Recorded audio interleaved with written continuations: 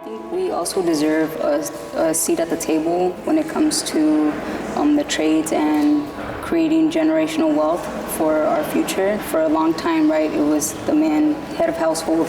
And I think it's important that now, the women are able to also have that position, be financially stable, have benefits, provide for their family, even if they're single moms or, just single women in general. We need two people to basically make it, and what is a household, right, to dual income. But who takes care of the children, right? And I think that's the great thing about what is the Erica Grant, that it provides the quality of life for the children. At the end of the day, we can go back and forth and talk about the politics of who belongs out in the field. This is families progressing together.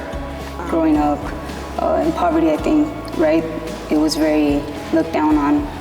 Women don't belong in the trades.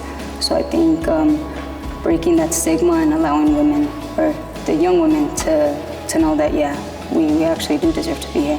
I'm definitely proud to be an iron worker. I also definitely want to see more women empowered, right? We want to see the women becoming superintendents, owning companies, business agents, up there empowered.